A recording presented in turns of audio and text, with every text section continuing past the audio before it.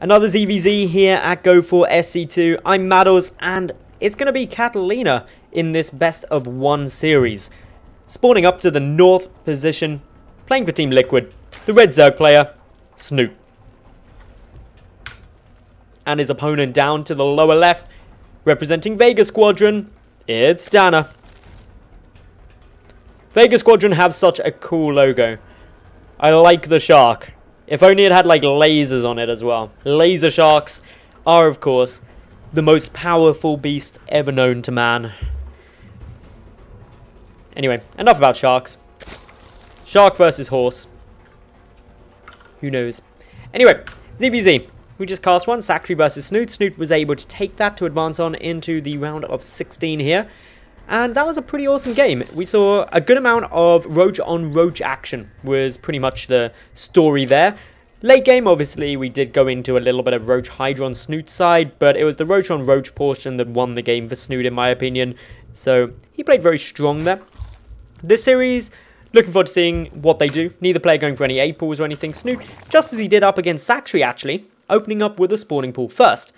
It was a 15 pool, though. Nothing too crazy. Meanwhile, DaNa going to be going for the 15 hatch. Slightly more economical build out of DaNa. Going to be just keeping a peek to see whether or not we go up to sort of the 16, 17 gas then pool, or whether we go pool and skip the gas entirely. Both are viable builds, both work nicely. Snute should be about to go and take his own natural base as we see the drone coming on down, whereas DaNa is going to be going for that gas into pool opening.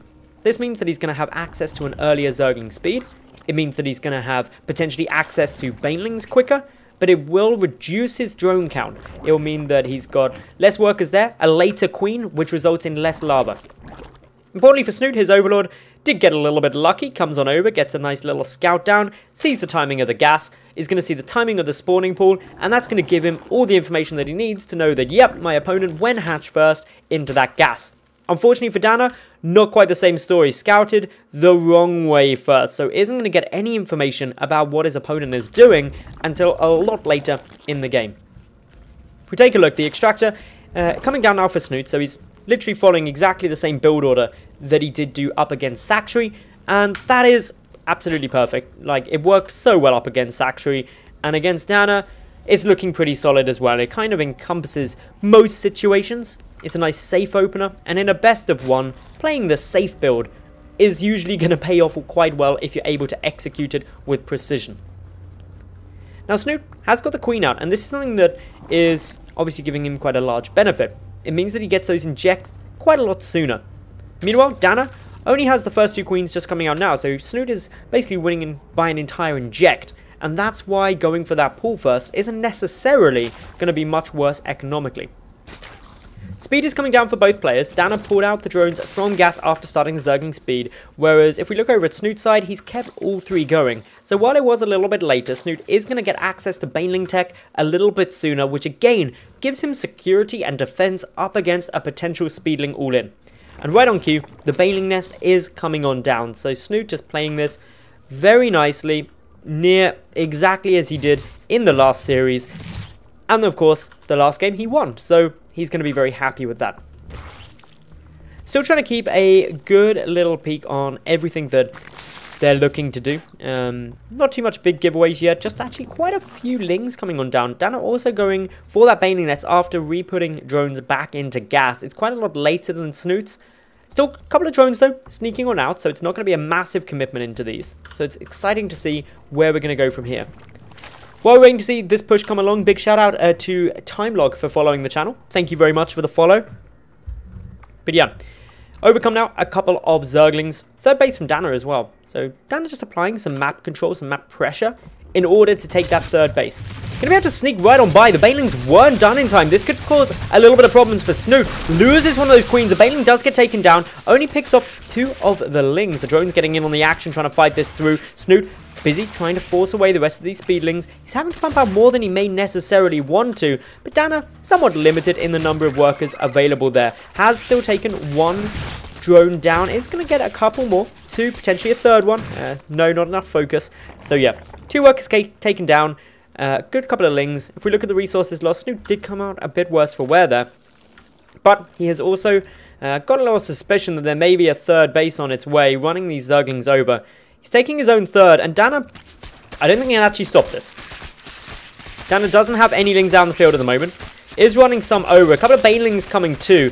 If Snute's control is going to be fine, but it's going to get hit by a massive baneling detonation. Deals a lot of damage. That is not ideal for Snute, who's having to back away. He's got a couple of banelings of his own, just about to finish up. One of those detonates. It is a good hit. Snute continuing this on. He does not want to allow that third base to stay standing. Moves on back, tries to take some more of this down. 2 banelings, of course, for 1 is a very nice trade for Snute. But DaNa just doing everything possible to make sure this third base doesn't get taken down. Maybe somewhat a little bit ruffled by that engagement. DaNa is going for the double roach one. I believe that is a mistake, unless it's some next-gen build, which I'm not aware of. But DaNa has got that third up, is sitting down by 3 workers, but overall in the supplies, things are very close. Roach production, just starting up now for Snute. His lair's also finished, so he's getting a big lead in terms of that roach speed upgrade that can be very potent in the mid stages of the game. Still, trying to keep a close eye on everywhere these two move, everywhere these two try and engage. DaNa, attempting to do a little bit of damage here, is going to find these 2 morphing banelings. There's 2 more already finished, though, that are just going to come and back away. DaNa knows that taking out that hatch probably isn't going to be too likely, so instead tries to go for some guaranteed damage by taking out drones, and will be able to pick off a couple, actually, which is, of course, good times. The roaches, though, on their way across, able to pick off most of this and just back away. 5 workers killed. Snute is now a little behind in the overall drone count, but still a fairly level game, I would say, at this stage. Interesting upgrade choices. +1 carapace coming down from DaNa compared to the +1 missile attack. Now, the reason that is so interesting is because carapace doesn't really do anything in roach-on-roach fights, whereas obviously the attack upgrade does make quite a big difference. So I'm interested to see what DaNa's going to be doing with this. The only thing I can think is that he's planning on getting quite a few Zerglings into this composition as well, in which case the carapace would obviously benefit the lings and the roaches. It would mean that any baneling detonations up against Zerglings would take 2 banelings to kill lings rather than just 1, which in itself could be quite a nice touch, but DaNa doesn't really have any lings, just going pure roaches at the moment, so I'm a bit perplexed as to exactly why he's choosing to do that. Snute, on the other hand, grabbing in some more gases. He's going to be going up to 4 gases now, whereas DaNa has been sitting quite comfy on 4 for a while too, so both these two sitting in a very equal position. The roach counts, 23 to 23, right on the cues. The only real difference is the upgrade choice, and also the fact that Snute has got a bit of an advantage on the roach speed upgrade. It's not huge though. DaNa's will be finished by the time this push comes in, and that means that the retreat won't be easily possible, or the repositioning won't be easily possible for Snute. But the upgrade difference is actually fairly big. Snute trying to find a way to come on through, trying to find a nice position to engage. Good pre-splitting from DaNa here, able to get a good concave should Snute try and push in through that area. So wise decision by Snute just to pull away and be a little bit more careful.